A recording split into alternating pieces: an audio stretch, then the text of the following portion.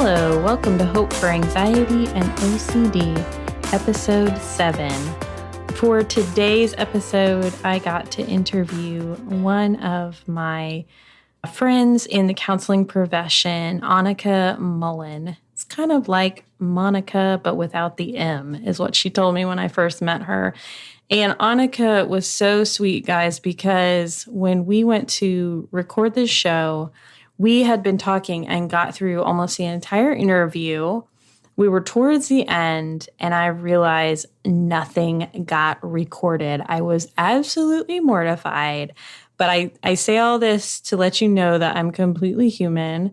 And Anika was so gracious, and she said, Carrie, it's okay. Just hit record. Let's do it again. And so we got a little bit of practice before our actual recording, and I think it turned out really well. So today on the show, we are talking about PCIT, which stands for Parent-Child Interaction Therapy. This is a therapy that Anika is specialized in and has received training in. She's going to talk about the origins of this therapy as well as its use for children who have tantrums or behavioral issues. And then we're also going to get into how can this help parents support their child who has anxiety. So let's dive right into this interview with a licensed professional counselor, Anika Mullen.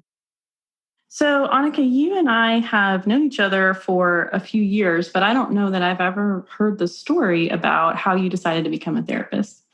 Yeah, we haven't talked about that yet. So in college, I volunteered with an organization that helped human trafficking survivors. And I decided that if I wanted to work with trauma survivors in the future, I wanted to get the education, do the work I needed to provide the best treatment we have to offer to address therapy. And so I decided to get a graduate degree in clinical mental health counseling. And then when I was in clinical mental health counseling, I attended a training call with an organization in California that works with sex trafficking survivors. And in that call, they were talking about how some of the sex trafficking survivors that they were working with and helping, they got EMDR therapy, eye movement desensitization and reprocessing, EMDR. That type of therapy, if they had PTSD before therapy, after going through the EMDR therapy process, afterwards, they no longer met criteria for post-traumatic stress disorder. And I found that just absolutely incredible. That incredible. For that level of repeated trauma, we have something that is helpful. And so that really inspired me to get training in EMDR after I graduated and actually prompted me to get to know you because EMDR is one of your areas of expertise. Right. And now you've taken a little bit of a shift. You were working with children of a variety of ages and some that had experienced trauma, some that had anxiety, some that had behavior problems. And now you've shifted into your own practice of providing PCIT. So what ages is PCIT indicated for? PCIT has been thoroughly researched as an effective treatment for ages 2.5 through 7. And so 6-year-olds all the way up to age 7. There are new research now coming out about PCIT for toddler ages, so like 15 to 24 months, who may be struggling with attachment or regulation and development and even language skills are showing that PCIT, the toddler adaptation, is effective for that age. There's also some research being done about an older child adaptation. We don't currently have randomized controlled trials for older children yet. Okay. So can you tell us a little bit about the background of PCIT and how it got started? Absolutely. So Dr. Sheila Iberg started developing it in the 1970s.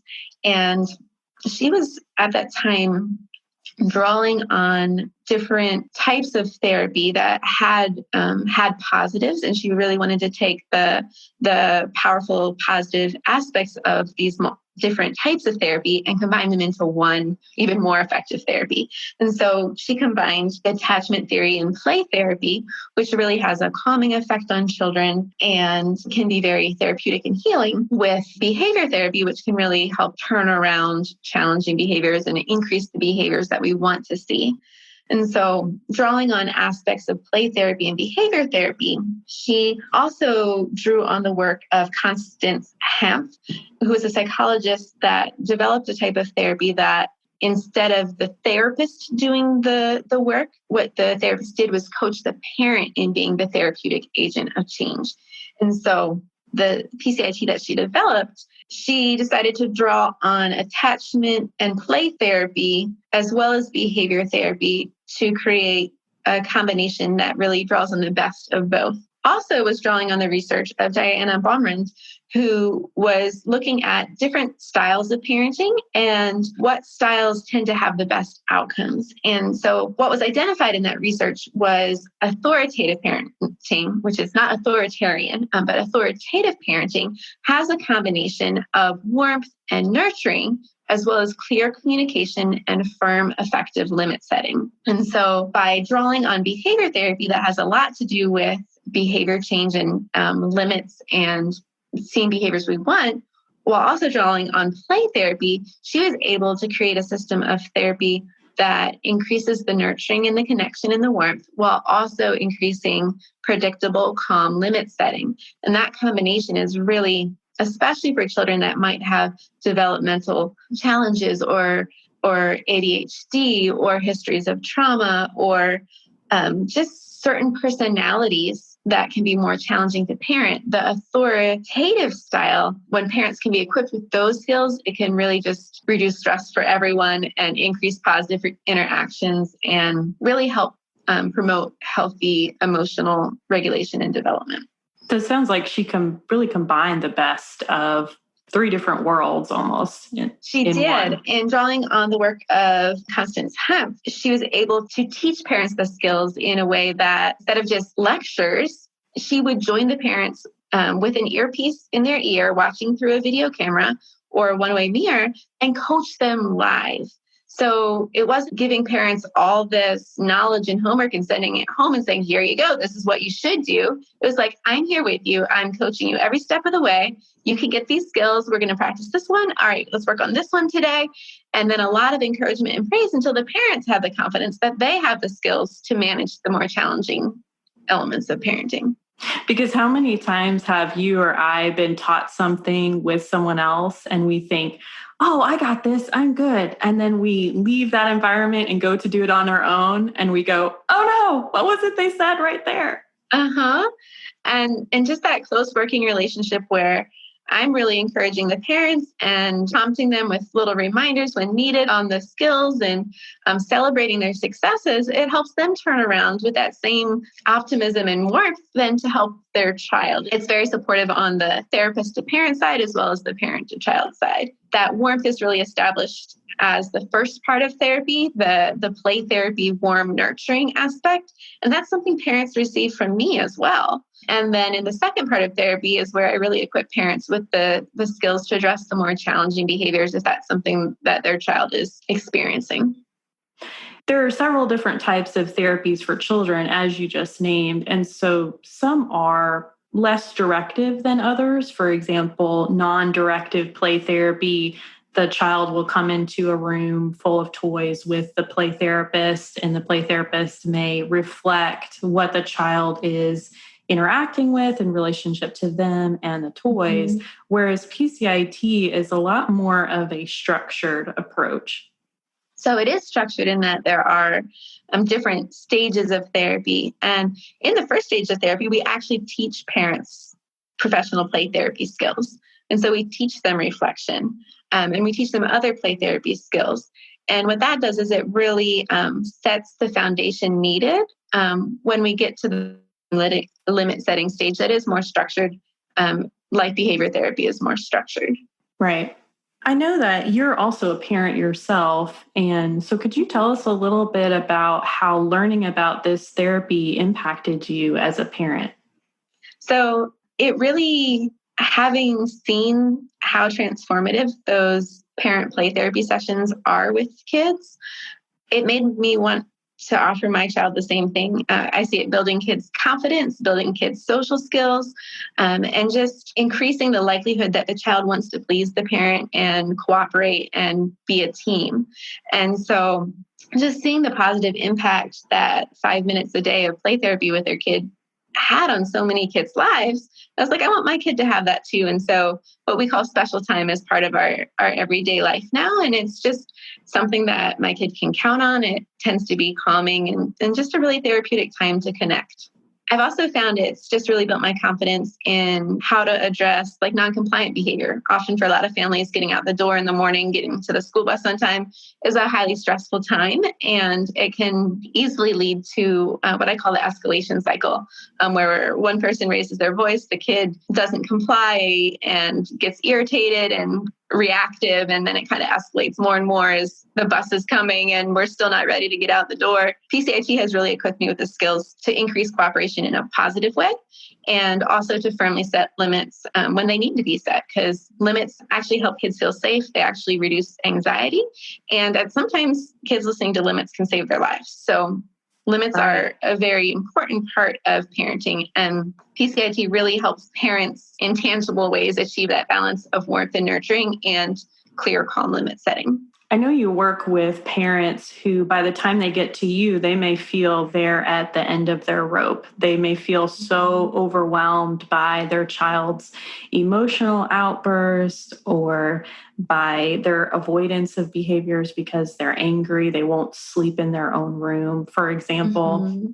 And parents may say, I don't understand what happened because I did the same things with my second child that I did with my first child, and it's just not working. Can you speak to that a little bit? So I work with a lot of parents who've been getting a lot of mixed advice from a lot of different people. It may be a parent or a grandparent or a religious leader or a friend, or everybody's just giving them conflicting advice about how to respond to a child's behavior.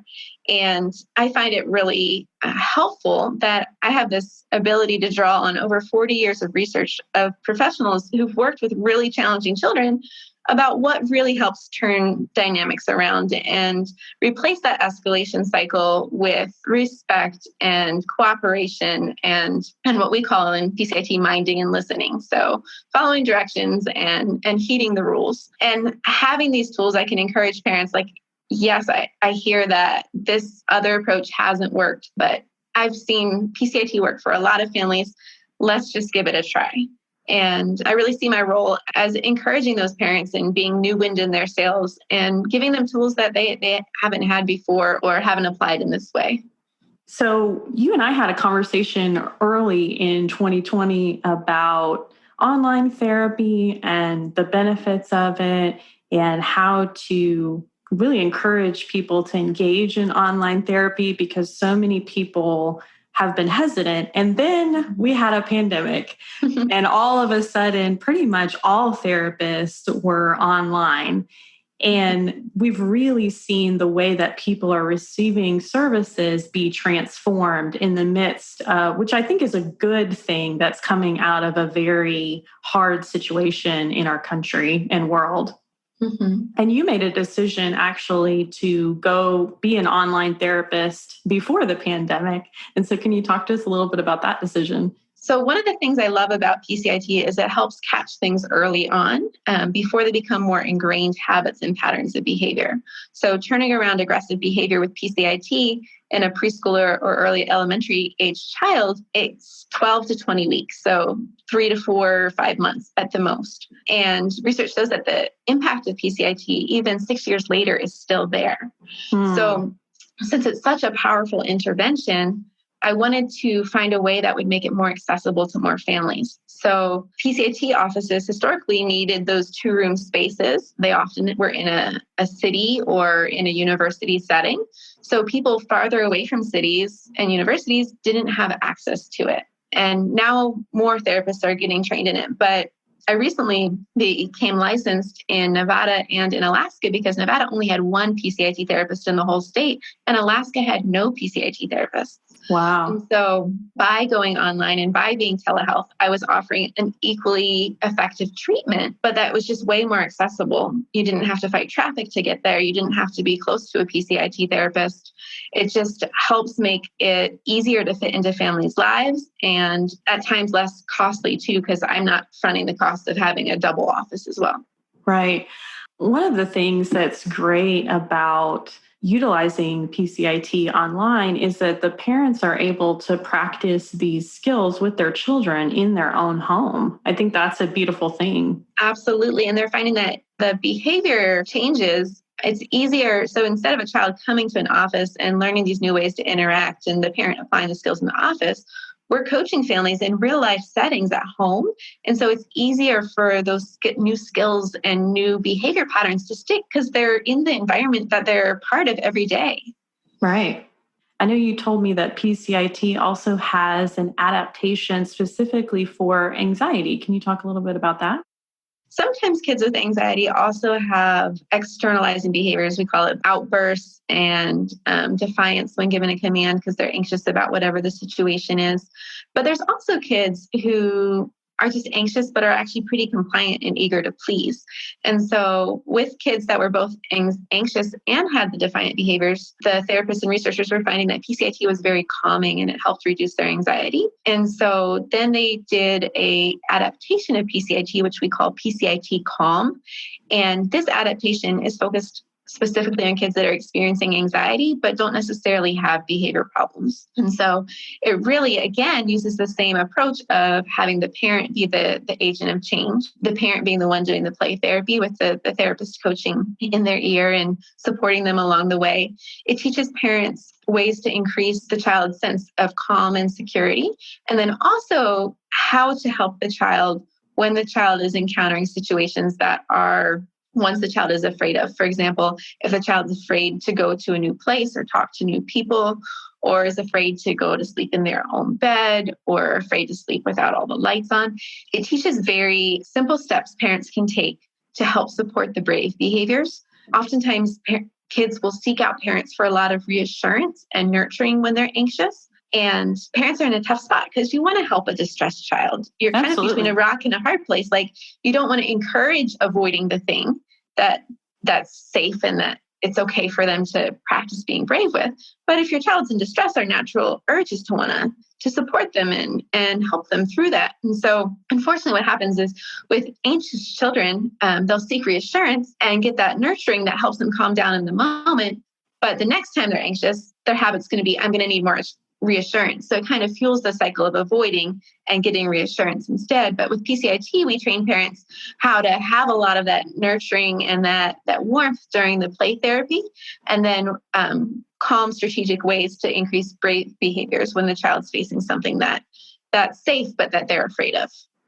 I love that because so many parents who have anxious children also struggle with anxiety themselves. And this model, it seems, helps build their confidence as a parent in being able to help their child with anxiety, which I imagine may in turn help them with their own anxiety some too. I find parents want to do the best by their kids. So when they know clearly this is what I can do and it's going to help my child learn to be brave even when feeling some levels of stress, it helps the parents be brave when they're feeling the stress of their own child being anxious. And so I find my role is supporting the parents in being brave with these new parenting techniques and steps. And then the parents are able to turn around and provide that similar support to their child. Great. So maybe there's someone listening today who is feeling a little overwhelmed. Like, I don't know if I could take in all this new information and really learn it. It sounds kind of hard. What would you say to them? I would say that parents that reach out are often under a lot of stress already. And it's like, how can I do one more thing? Life's already stressful enough to juggle. Mm-hmm. And what I'd say is that the process is designed in a really step-by-step manner.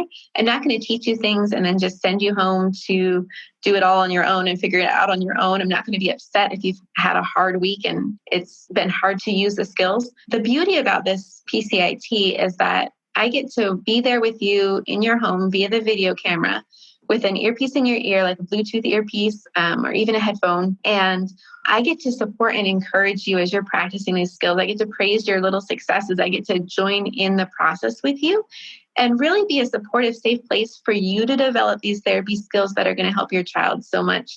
And it's not all at once. There's 2 stages to the therapy. Usually there's like a first meeting where I get to know you. I get to hear about your concerns, the struggles that your child's been having. And then the next one, I get to observe the child and in different kinds of settings and interactions. And after that, I meet with just the parent. I teach them some of the skills that we're going to be practicing in the first stage.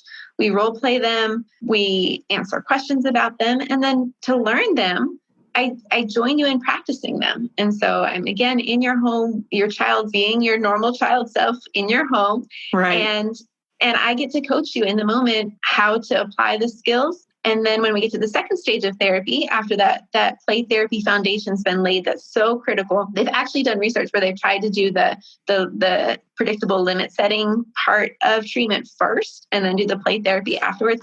And it's not as effective. The play therapy, that nurturing warmth is an essential foundation for addressing the challenging behaviors. And so when we get to the second part of therapy, we don't even move on until the first skills come easily. So you don't even have to think about the first set of skills so much when you get to the second part. Once they're fluid and come easily, we move to the second part. And again, I'm right there with you. I'm coaching you. I praise you for the efforts and the successes. And it's just really built step by step so that it's not overwhelming. So it feels really doable and manageable. So one of the things that we're all about on this podcast is reducing shame. And so there may be a parent out there that feels overwhelmed and feels like, oh my gosh, I'm failing my child. And now I'm at a level where I need professional help. What would you say to that parent? First of all, I really respect the parents that reach out and kind of bust through that shame barrier, because the parents that I work with, like I said, they often have another child that their parenting worked fine for. They've often tried things that so many people have said to try with this child, and it's just not working. And it's okay. It doesn't mean that you failed, that you're reaching out at such a crucial time. Shows me that you really love your child and that you're ready to do what it takes to help turn this situation around, which I find wise and insightful and courageous. Absolutely. We know that it's a lot easier to intervene early than it is to wait until later. And that's really true of any mental health difficulty. If you've been struggling for a long time, that doesn't mean you shouldn't get help. You still can get help. But anytime that we can say, hey, I've hit a speed bump in the road of life and I've tried my non-professional avenues and I can't seem to work through that. Maybe it's time to look into professional counseling. The fact that you're even considering it takes courage. I know that there can be different messages in different communities about seeking mental health care being a problem. I find that often after graduating from PCIT, parents are just really proud of being such a key part of the process. Like they weren't the problem, but by having these professional therapy skills, they've really been such a big part of the solution. Like I'm not training people how to be the average parents. I'm training you with these expert skills to intervene with anxiety and with behavior problems. And I find that it really builds parents' confidence, and they can sometimes also be insightful in their own circles then as well, and somebody that other people look up to. I love that. So I know that in our society, sometimes we really normalize behavioral challenges at certain ages. And we say things like, oh, they're just going through the terrible 2s or the terrible 3s. And it's normal for young children to throw tantrums sometimes. How do we know if it's a normal behavior or if it's something where maybe we should seek professional help for? Excellent question. And so it is normal for young children learning about limits and regulating their behavior. For example, up to 2.5, those temper tantrums are a normal part of development. Where we start to get concerned is if after 2.5, they're not going down in frequency, or they may be going up in frequency and duration and intensity. If there's concerns at preschool and daycares about aggressive and defiant behaviors, is kind of like a red flag. That is a sign that help could be really beneficial at this point. Is if you see what's called the coercion cycle. I tend to like actually the term the escalation cycle, where say a parent sets a limit or it gives a command for a child to do something, and the child then says, no, I'm not going to, or you can't make me, or it starts to escalate, and then the parent escalates with a threat, and then the kid gets more angry, and then it sometimes ends up in some type of aggressive interaction, or the parent giving in just because this is so exhausting and I'm not going to deal with it right now. So if that kind of escalation is becoming a normal part of everyday life, that's a really great sign that PCIT could be a really good tool to come in and turn that dynamic around before it becomes more ingrained. And kids don't want to be in that cycle, and parents don't want to be in that cycle. So both people end up losing, because I think the child, even though they may get what they want in the short term, they're not getting what they need in the long term. It doesn't feel good to anybody, but it's a cycle that is really easy to get caught up in, especially if there's really high levels of stress, or if there's just certain child personality characteristics, or even developmental delays or challenging conditions like ADHD that just lead to a lot of impulsivity and hyperactivity. PCIT can give parents, whether there's like a underlying biological issue that's made their child more challenging to parent or not, it really gives the parents the tools to turn things around and to really be proud of their children's cooperation and minding and listening. Great. For anxiety, you're asking about how to know if you should seek out help. Like some childhood fears are normal, and they don't necessarily interfere with a child's life. So they're not impacting their ability to make friends. They're not impacting their ability to be dropped off at daycare. Oftentimes, one of the most common early childhood anxiety disorders that I see is when a child's afraid of separating from a parent. And that can be really stressful for both the child and parent, because the parent needs to get to work and the child needs to let go of their leg and be dropped off at daycare. And so if the child's anxiety is impacting their ability to sleep, or they're having lots of tummy aches and headaches and just not being able to do what you and the child need to do throughout the day, that would be a sign that it'd be a good time to reach out for some professional support. I think that's great advice. There's a difference between a child saying, hey, I'm afraid of the dark, but then they're still willing to go sleep in their bed, versus a child that says, I'm so afraid of the dark that they refuse to sleep without a light on or refuse to sleep in their own bed. Absolutely. And with I haven't talked so much about the PCIT Calm, but it is also very gradual. We're not going to ask the child to face their biggest fear on day one. We're going to increase their level of security, increase their self-confidence, and then we're going to slowly start engaging in situations that previously caused anxiety and teach them to be proud of themselves for being brave. And it's really a sense of accomplishment that the child has at the end. It's not like a big, terrifying experience. And you and I both know from working with a variety of people that gradual behavior changes are often the best, that Absolutely. We're going to see more lasting impact that way. Well, Anika, this information that you've shared about PCIT, I know is going to be super helpful for our listeners. And I wanted to just briefly kind of ask you a little bit about, just so people can understand where you're coming from, like how you identify spiritually. Sure. Some of my values are just in valuing humanity and our connectedness. And I'm a firm believer in loving our neighbor and really speaking up for the cause of the oppressed and caring about those who are less fortunate than us. Times where I feel the most spiritual or connected are when I'm outdoors on a hike and I see like the sun filtering through a canopy of beautiful old trees. I really feel most alive and connected outdoors and surrounded by the beauty of nature all around. I see a variety of Christians in my practice, but we may be coming from different denominational backgrounds or express our Christianity or live that out in different ways. And so I really want people to know that there are times where they can seek professional help from someone that may be outside of their faith, and that person will still be respectful of their faith boundaries based on professional ethics and so forth. I really value people's faith as part of their identity. And I've worked with a lot of different people, and in my family, there's a range of faith and beliefs myself. And it's all across the spectrum. Like I see people whose faith and whose Christianity is such a source of strength and resilience and community and connection and inspiration to do what is right and just and standing for the cause of the oppressed, and just such an inspiration. I've also worked with and know people who have found religion to be a source of trauma and pain, and they have not had healthy experiences in their churches or communities. And so really, I want to be able to work effectively no matter who walks in my door.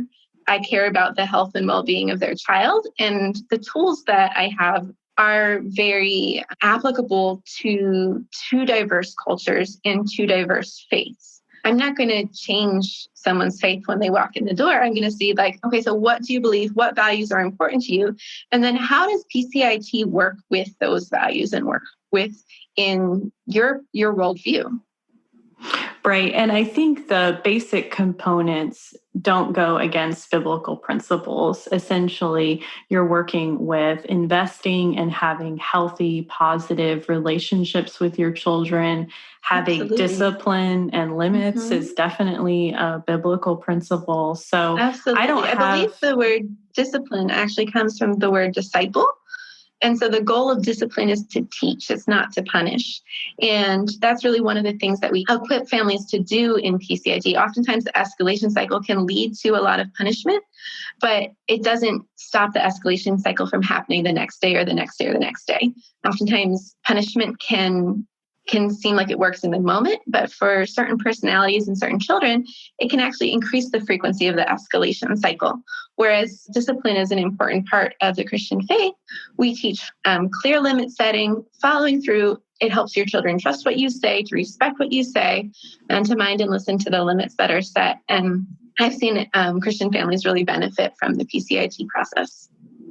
I like that because I think it also supports this value of communication with your children where you're not disciplining out of anger and you're not allowing yourself to be ruled by that anger, which I believe is also biblical.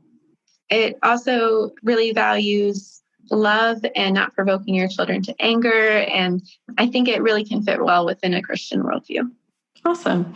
And so that's one thing that I want all our listeners to hear is that even though there are a variety of therapeutic techniques out there, and many of them are not in opposition to what we actually believe.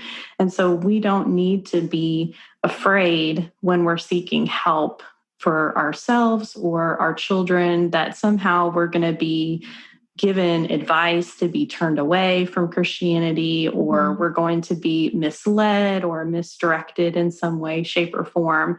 If that does happen, then that person is probably not acting in a truly ethical manner.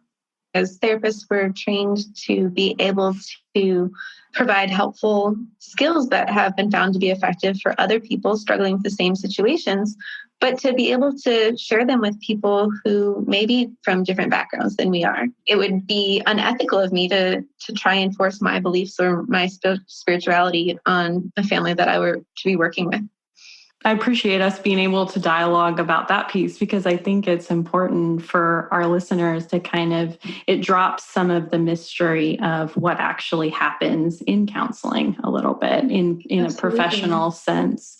So maybe reduces some stigma and shame there as well.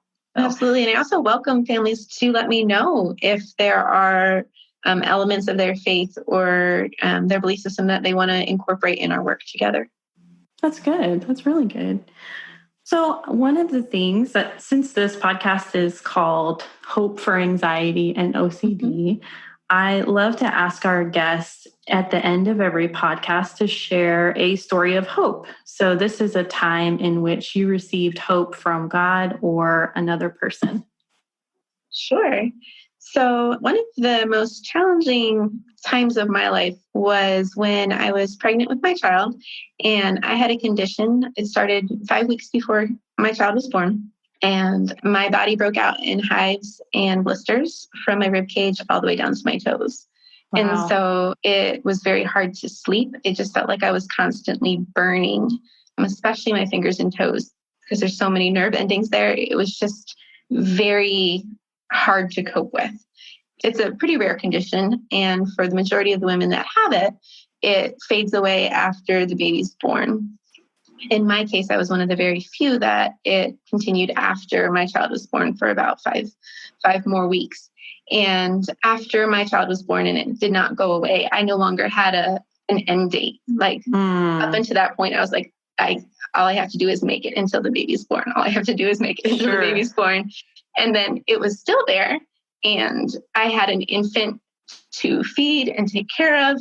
And it got to the point where I couldn't even sleep. So I would be getting through the nights with ice packs on my fingers and my toes and taking 3 or 4 hot, cold showers to reduce the level of burning sensation that I was experiencing. And I think it would have been really easy to become hopeless at that time. Just I was not getting enough sleep, and it's already a stressful time of life. And also, it's a very idealized time. You should enjoy every moment of it. They're only going to be little once. It could have been really easy to go down the why me, why did this have to happen to me route. And one thing that gave me hope and really helped me through that time was remembering family members who had walked with a child through open heart surgery and eventually the death of their child. Just their courage and strength walking through that time gave me hope that I could get through whatever I was experiencing. Yeah. It just really helped put it in perspective and remind me that people have gone through such difficult things and have come out of it as such beautiful, wonderful people. That there's another side to this, and I can get through this however long it's going to last. Yeah. Wow. Thank you for being so vulnerable and sharing that story. I know that's going to impact somebody and encourage them in a positive way today as they're listening to this. Yeah. Thank you so much for being on the show. I just appreciate your friendship really and truly over the years. And I think that we share a lot of the same values therapeutically and just from a human connection standpoint of just wanting to love on people and provide really high quality, good counseling services to them. And we've gotten the opportunity to just see people be empowered and set free from things that they thought they would never be released from. And that's just what keeps us going every day when it gets hard. So thank you for all that you do. Oh, yeah. I really appreciate your friendship as well. And really seeing the transformation that happens in families and seeing the changes is what keeps me going. It's what inspires me to keep doing what I do. So everyone, that was my first time hearing about Anika's story of hope. And I was really blown away by that. And also just blown away by her courage and willingness to share that. If you're a parent, I hope that in some way you were encouraged by this episode. And if you know a parent that would benefit from hearing it, please let them know about our show and about this episode. You can always find us online anytime at hopeforanxietyandocd.com. Hope for Anxiety and OCD is a production of By the Well Counseling in Smyrna, Tennessee. Our original music is by Brandon Mangrum, and audio editing is completed by Benjamin Bynum. Until next time, may you be comforted by God's great love for you.